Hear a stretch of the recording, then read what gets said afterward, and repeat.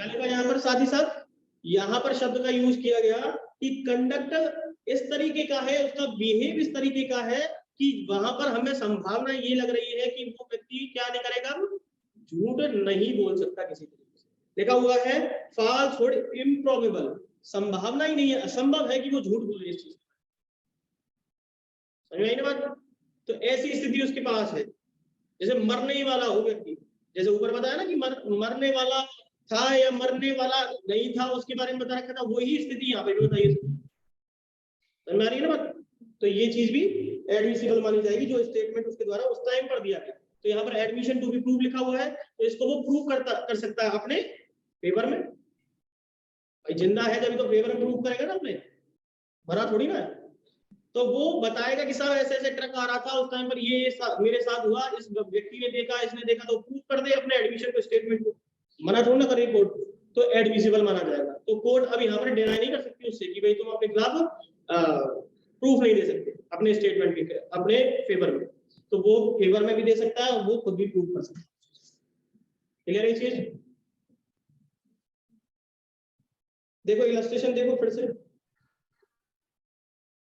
Illustration से बहुत सारी चीजें समझ में आ जाती है।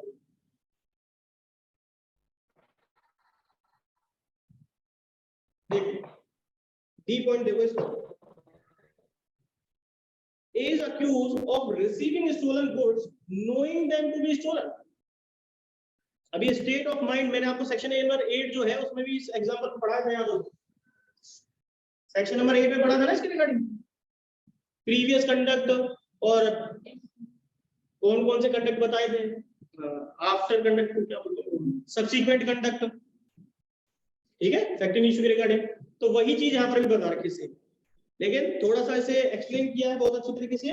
Is accused of receiving stolen goods knowing them to be stolen, कि यहां पर क्या हुआ है राइस, उसके ऊपर एलिगेशन इस बात का लगा है कि भाई साहब वो स्टोलन प्रॉपर्टी जो है उसको रिसीव करता है और वो जानबूझ करके उसे रिसीव कर रहा है और वो बेचता होगा। भाई खरीदेगा या रिसीव कर रहा है, कुछ ना कुछ तो करेगा ही ना, स्टोलन प्रॉपर्टी क्यों रखी है, कुछ ना कुछ अपने इंटरेस्ट के लिए रखी है उसने, ऐसा ही तो होगा इसमें। लेकिन यहां पर तो ये बात हमें समझ में आ गई कि उसके ऊपर एलिगेशन लगाया गया है किसी स्टोलन प्रॉपर्टी का, तो फैक्टिंग इशू क्या बन गया, स्टोलन प्रॉपर्टी। लेकिन हमें क्या चीज जाननी है कि वो व्यक्ति कह रहा है कि साहब ये ए नाम की प्रॉपर्टी, ए नाम का व्यक्ति कहता है कि ये प्रॉपर्टी मेरी नहीं है, या वो कहता है कि ये जो प्रॉपर्टी है वो स्टोलन ही नहीं है, सब्जेक्ट मैटर खत्म कर दिया उसने, कर दिया कि नहीं कर दिया, इनकंसिस्टेंट बात बोल के। लेकिन ये पता कैसे चले भाई, कोर्ट को या पुलिस को इन्वेस्टिगेशन से पता चला कि ये तो स्टोलन प्रॉपर्टी है, लेकिन उस पार्टी को ही पता नहीं चले कि वो स्टोलन प्रॉपर्टी है या नहीं है, तो वो व्यक्ति फंसेगा क्या, नहीं फंसेगा। तो अब उसे क्या चीज देखनी पड़ेगी, क्योंकि यहाँ पर शब्द लिखा था नोइंग। अब इसे नोइंग को जानना है हमें, तो नोइंग को जानने के लिए हमें क्या करना पड़ेगा, स्टेट ऑफ माइंड बताइए, सेक्शन नंबर 14 उसी का तो इस्तेमाल करूंगा इस चीज को देखने के लिए। मैंने बताया ना कि हर कोई ऑफेंस, जो भी ऑफेंस होते हैं उसके लिए सेक्शन नंबर 14 ही रिलेवेंट होता है, वही बताता है कि वो उस तरीके के फैक्ट जिनके आधार पर उसका स्टेट ऑफ माइंड चेक किया जा सके, वो सारे फैक्ट क्या बनेंगे सेक्शन 14 के अकॉर्डिंग, क्या बनेंगे, रिलेवेंट फैक्ट बनेंगे। क्योंकि फैक्टिंग इशू क्या है यहाँ पर, स्टेट ऑफ माइंड, नोइंग की बात हो रही है। स्टोलन प्रॉपर्टी तो है ही, लेकिन वो क्या कह रहा है वहां पर कि वो मेरी नहीं है प्रॉपर्टी। अब देखो अभी इन्होंने क्या बात करी, बी जब हमने वो दूसरा पॉइंट पढ़ा उसका, तो वहां पर क्या शब्द लिखा हुआ था, कंडक्ट। और कंडक्ट कैसा, कि ऐसा है कि वो झूठ तो बोल नहीं सकता, फॉल्स हुड ऐसे करके लिखा था ना, तो और वो इम्प्रोबेबल भी है। तो ये कैसे पता चलेगा, तो उसके किसी कंडक्ट, उसके बिहेवियर से पता चल सकता है। तो क्या लिखा हुआ है उसके रिगार्डिंग देखिए, बहुत इंपॉर्टेंट सेक्शन है और ये इलस्ट्रेशन भी बहुत काफी इंपॉर्टेंट है। देखो क्या लिखा हुआ है, ही offers to prove that he refused to sell them below their value। उसने यहां पर इस चीज को साबित किया, ऑफर टू प्रूव कि साहब ही रिफ्यूज टू सेल, किस चीज को सेल कर रहा था वो, स्टोलन प्रॉपर्टी को सेल कर रहा था।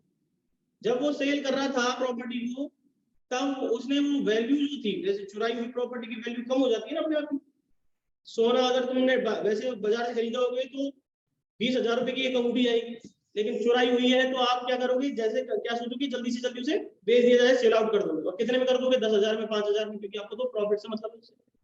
लेकिन इसने क्या किया, उसकी वैल्यू कम ही नहीं करी। करी क्या कम? तो क्या लिखा हुआ है, he refused to sell them below their value, जो उसकी वैल्यू थी उससे उसको कम ही नहीं किया। तो इसका कंडक्ट क्या शो कर रहा है, इसको पता चल रहा है कि ये प्रॉपर्टी चोरी की तो उसने नहीं ली, क्योंकि अगर होती तो वो क्या करता, उसको कम दाम में बेचता। तो सेक्शन 14 भी लागू हो गया यहाँ पर आपका, और इसी से ये एडमिशन में भी माना जाएगा। इसका कंडक्ट पता चल गया ना इसका। तो देखो क्या कह रहा है, ए में प्रूव दिस स्टेटमेंट, अगर ये जो जिस स्टेटमेंट को वो दे रहा है कि भाई मैंने नहीं ली, प्रूव कर दे इसको। Though they are admissions because they are explanatory of conduct influenced by fact in issue. Explain करें इस चीज को कि कैसे कैसे क्या है, तो वो बताएंगे कि सब ऐसे ऐसे मेरे को जो चाहिए थी प्रॉपर्टी, मैंने तो इसकी वैल्यू कम ही नहीं करी। अगर कम करता तो इसका मतलब आप समझते भी, लेकिन स्टेट ऑफ माइंड मेरा इस तरीके से है नहीं, तो फिर आप कैसे कह सकते हो? तो फिर यहाँ पर वो बात उसके फेवर में हो गई ना, फिर भी उसी के फेवर में है, स्टेट ऑफ माइंड को भी दर्शा रही है, और वहां पर इम्प्रोबेबल कंडक्ट भी हो रहा है कि वो झूठ नहीं बोल रहा है इसके बारे में। तो फिर ऐसे केस में ये भी एडमिशन माना गया।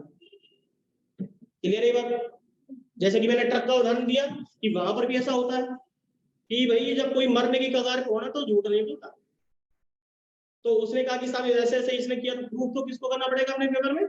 पार्टी को ही करना पड़ेगा इस बात के बारे में। तो वो बताए कि क्या हुआ था उसके साथ, ये चीज है।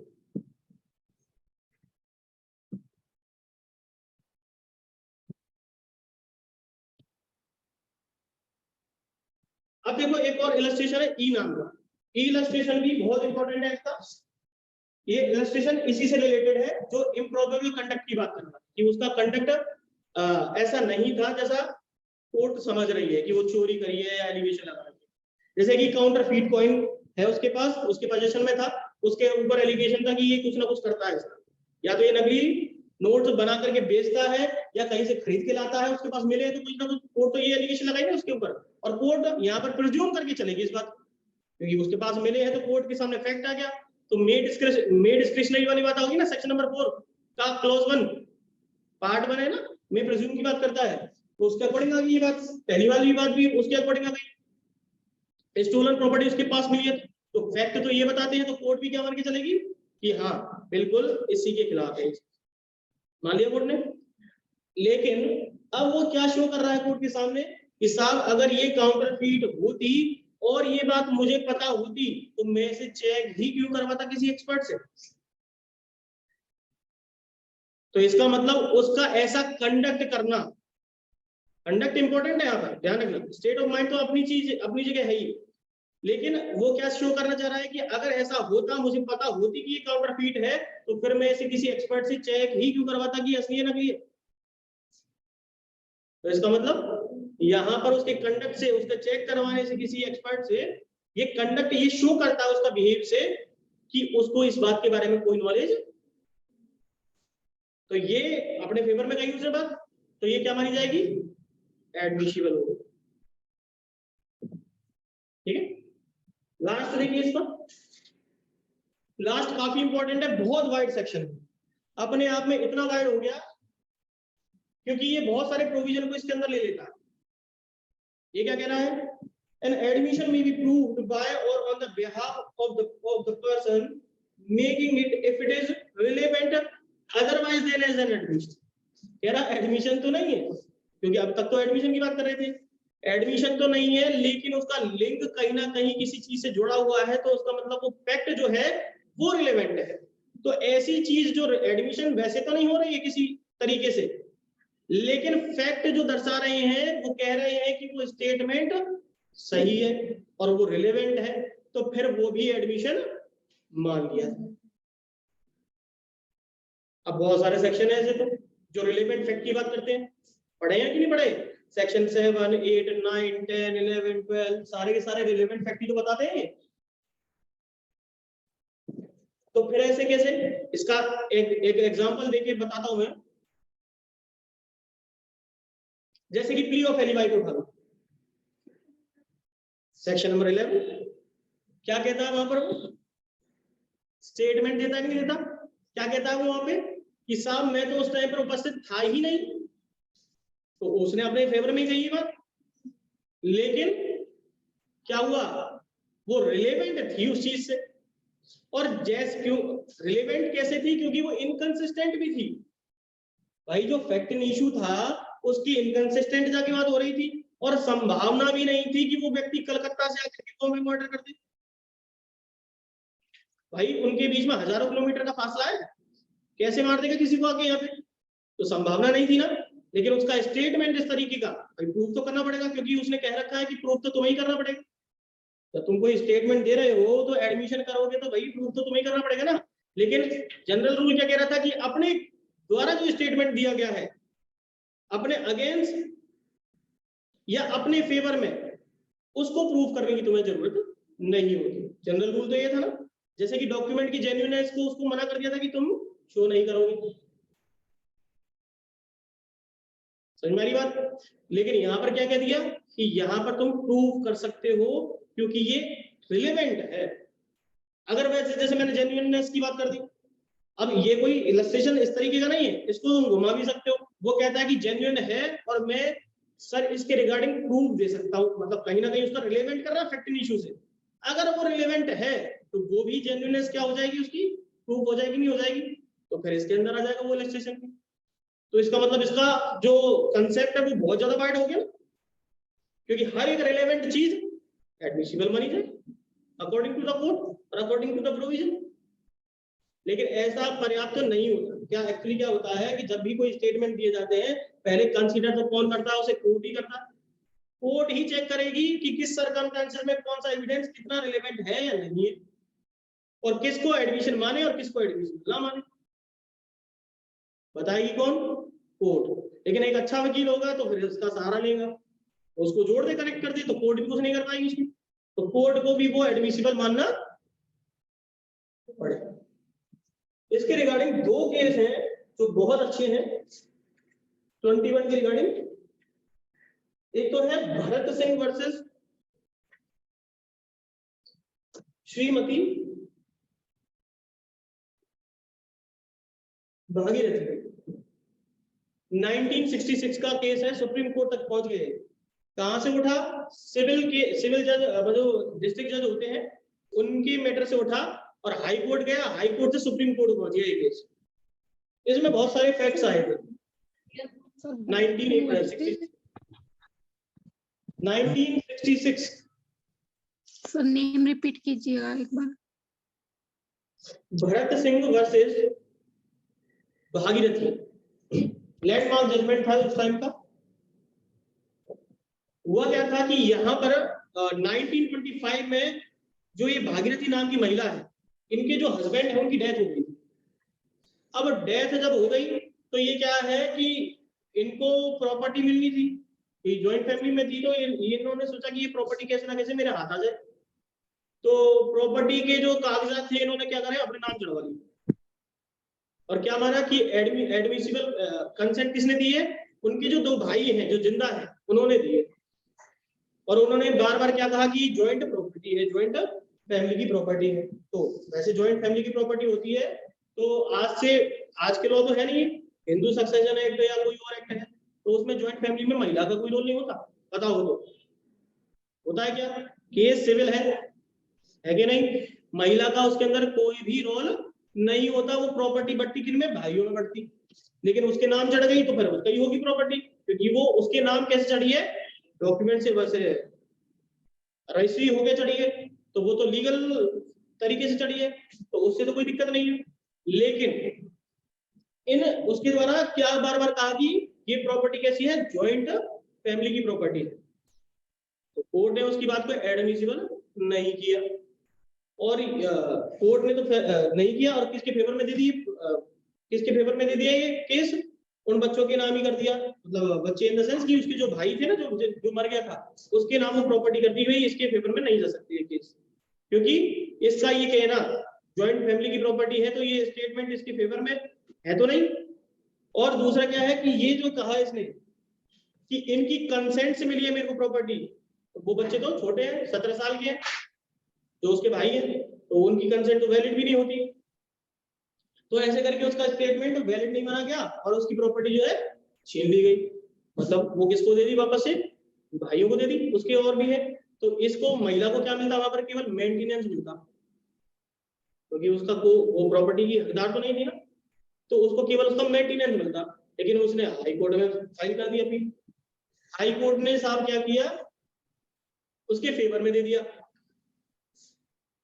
किसके फेवर में दे दिया, महिला के फेवर में दे दिया। कह रहे कि नहीं साहब इसको भी, क्योंकि उस टाइम पर ऐसी स्थिति थी, तो इसको ये जो इसने बात कही है, इसको भी इसका कोई ना कोई प्रॉपर्टी का क्या मिलना चाहिए, हक मिलना चाहिए। लेकिन सुप्रीम कोर्ट में जब ये बात पहुंची तो सुप्रीम कोर्ट ने साफ मना कर दिया इसके रिगार्डिंग। उन्होंने कहा कि जो इस महिला के द्वारा कही गई बात थी, जिसको आप गौर ही नहीं कर रहे थे कि ज्वाइंट फैमिली है, ज्वाइंट फैमिली है, ज्वाइंट फैमिली बार बार कह रही है वो महिला, आप तो उसका फेवर देख रहे हो कि उसने क्या किया क्या नहीं किया है, उसका पति गुजर गया है, आप ये चीज देख रहे हो। लेकिन बात क्या है यहाँ पर, ज्वाइंट फैमिली की, और ज्वाइंट फैमिली की प्रॉपर्टी का लॉ ये कहता है कि उसके को ओनर को ही जाती है। और दूसरी बात, उन्होंने वही जो सेशन जो डिस्ट्रिक्ट जज थे जिन्होंने वो एडमिशन पहले करवाया था डिस्ट्रिक्ट लेवल पर, उन्होंने भी कहा कि भाई साहब 17 साल के जो बच्चे थे उनसे कंसेंट कैसे ले सकती है। तो उन्होंने उसकी जो बात थी उसी को ही एडमिसिबल मान लिया और उसको क्या मान लिया, सब्सटेंटिव एविडेंस मान के।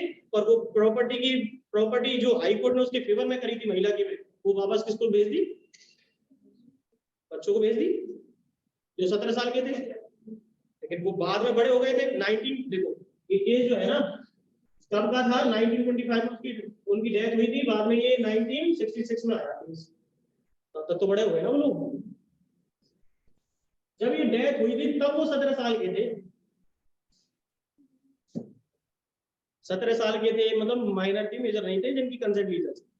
तो इसने क्या कहा कि ये जो प्रॉपर्टी मेरे फेवर में चढ़ी है वो कैसे चढ़ी है, इनकी कंसेंट से चढ़ी है, बच्चों की कंसेंट, मतलब इसके भाई जो है ना, जो ए नाम का व्यक्ति था, बी और सी जो थे, इनकी कंसेंट से चढ़ी है प्रॉपर्टी। तो सुप्रीम कोर्ट ने कहा कि भाई साहब तुमने पहले स्टेटमेंट दे रखा है कि ज्वाइंट फैमिली है, ज्वाइंट फैमिली है, तो ज्वाइंट फैमिली का मतलब तो ये हुआ कि तुम्हारा तो वैसे ही अधिकार नहीं रहा। और इनकी तुमने कंसेंट लेने की बात कही है कि इनकी कंसेंट मिली है तुम्हें, वो हो नहीं सकती क्योंकि ये माइनर है। तो फिर वो प्रॉपर्टी उनसे हटा करके किनको दे दी, बी और सी को। क्लियर? ये इसमें पर्टिकुलर केस हुआ था जिसमें उसका जो स्टेटमेंट है उसको ही एडमिसिबल किया गया, क्योंकि उसका स्टेटमेंट क्या था कि ये ज्वाइंट फैमिली की।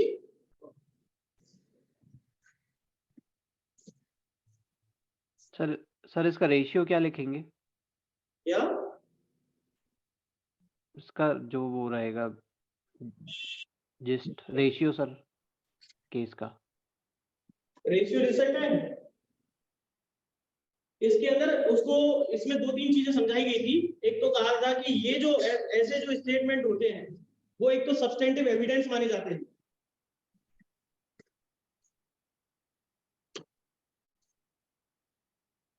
और दूसरी बात वहां पर वो जो महिला थी वो क्या थी, वहां पर पार्टी टू द सूट थी। क्या थी, रेशियो डिसेंडाई निकल के आए इसके, रेशियो जो बोल रहे हैं ना इस भले जी, पार्टी टू द सूट थी, ठीक ही नहीं। लेकिन उसको पार्टी मान ही नहीं रही थी, दूसरा हाई कोर्ट या जो भी उसको पार्टी नहीं मान के चल रही थी।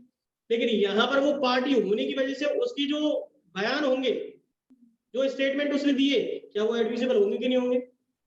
तो फिर जो पार्टी टू द सूट के अंदर आ गई वो महिला, और उसका जो केस किससे चल रहा था, भरत सिंह जो उनका भाई था उससे चल रहा था। और भागीरथी कौन थी, वो वाइफ जो विडो थी एक ही, उनके बीच में डिस्प्यूट अराइज हो रहा था इसको लेकर के।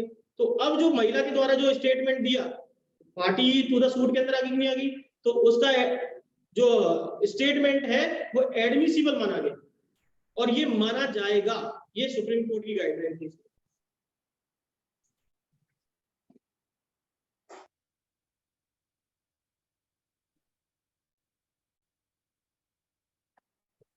लिख सकते हो, कुछ शब्द लिख लो, इसके अंदर भी दे रखे हैं। It is well settled law that the admission of a party admission of a party is regarded as a substantial piece of evidence.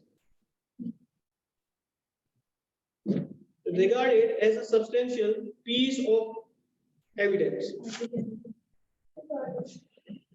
Party is regarded as substantial piece.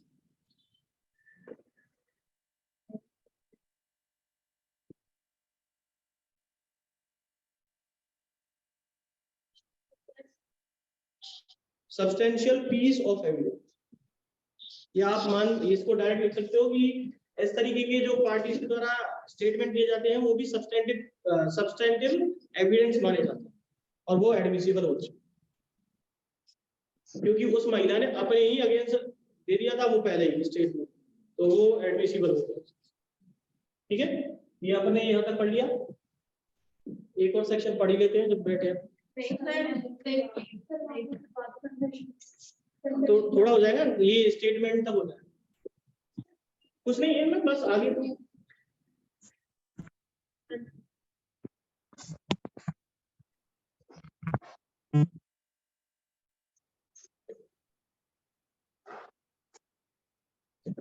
कितने दिन की छुट्टियां हो गई उसका कुछ आना तो। सेक्शन नंबर 22 देखिए।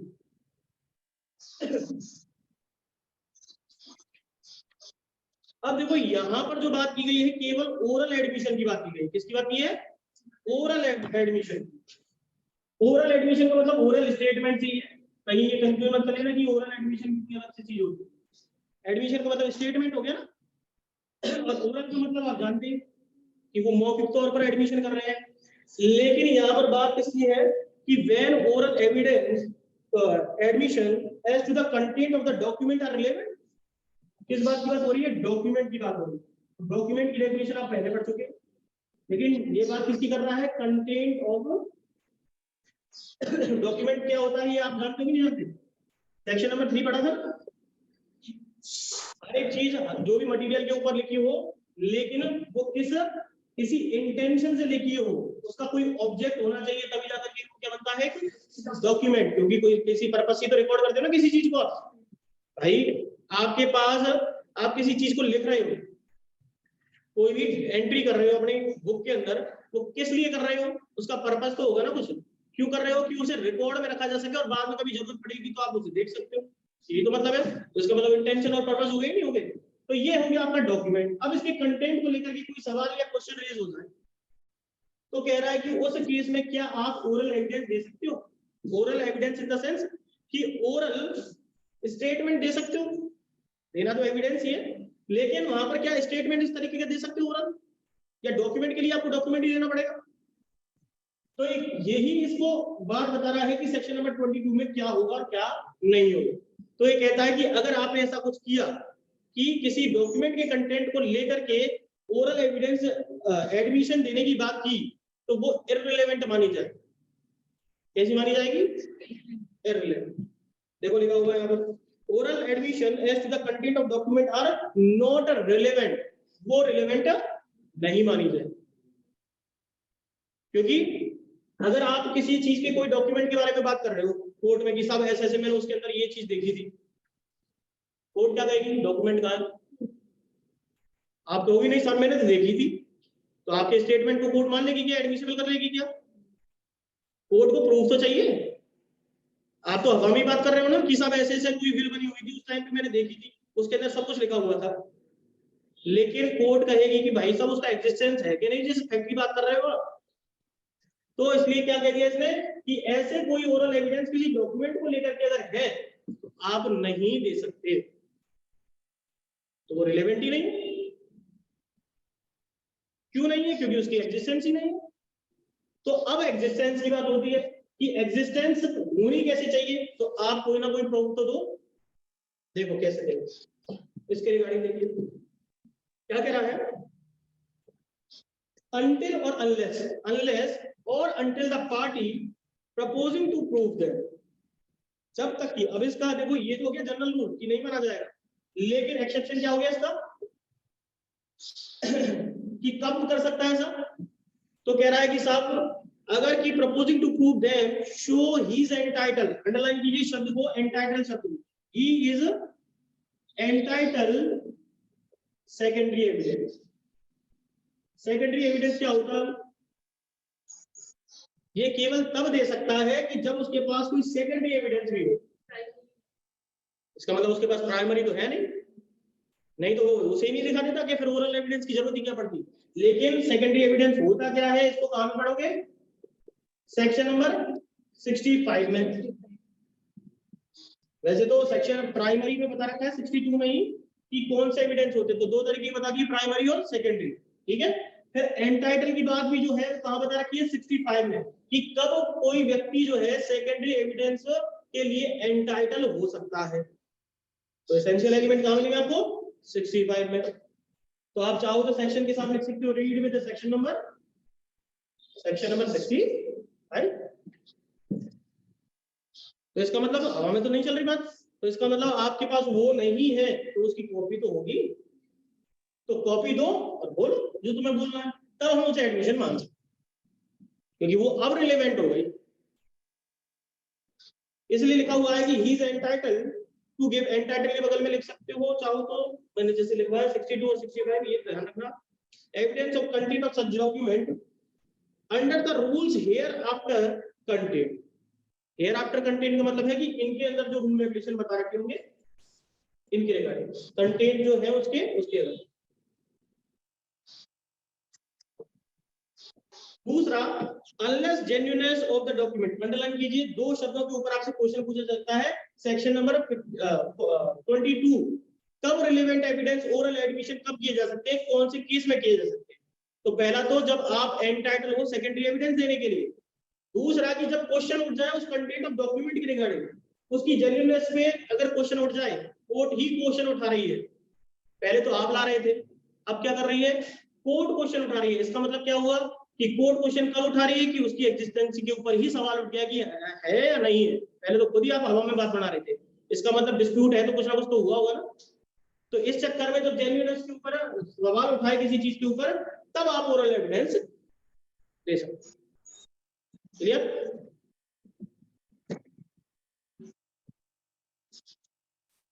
लास्ट और देखिए सेक्शन नंबर 22A, ये कुछ नहीं बता रहा, इसमें इलेक्ट्रॉनिक रिकॉर्ड की बात कर रखी है, लेकिन ये कह रहा है कि इलेक्ट्रॉनिक रिकॉर्ड के खिलाफ भी आप कोई ओरल एविडेंस नहीं, oral evidence in the sense भी ओरल स्टेटमेंट या ओरल एडमिशन नहीं कर सकते, वो भी एडमिसिबल नहीं होगी और वो रिलेवेंट भी नहीं माना जाए। लेकिन कब कर सकते हो? जब उसके ऊपर कोई सवाल, उसकी जेन्युइननेस के ऊपर कोई सवाल उठ जाए। केवल यहाँ पर एक ही ग्राउंड है और वहां पर कितने थे? 22 में कितने थे? दो थे। कौन कौन से? सेकेंडरी एविडेंस के लिए एंटाइटल है और दूसरा जेन्युइननेस, और यहाँ पर एक ही है जब उसी के ऊपर कोई सवाल उठता है। अब यहाँ पर आप चाहो तो इलेक्ट्रॉनिक रिकॉर्ड की बात लिख रखी है ना, तो आप जब इसको एक्सप्लेन करो, अगर आ भी जाए तो सेक्शन नंबर 22T के अंदर बता सकते हो उसको। 2T में क्या बता रखा है? ठीक है, IT एक्ट। ठीक है, क्या क्या बता सकते हो? डेटा है, इलेक्ट्रॉनिक रिकॉर्ड का मतलब क्या होता है? Data, record, entry, sound, image, ये सब कुछ आता है इसके।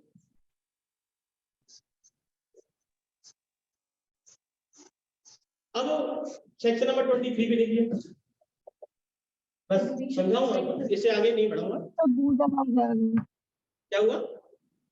तो बहुत ज्यादा हो जाएगा, ज्यादा हो जाएगा, चलो तो छोड़ो, चलो छोड़िए, आज का इतना ही काफी रखते हैं, बाकी हम कल पढ़ेंगे इसके। ठीक है, थैंक यू।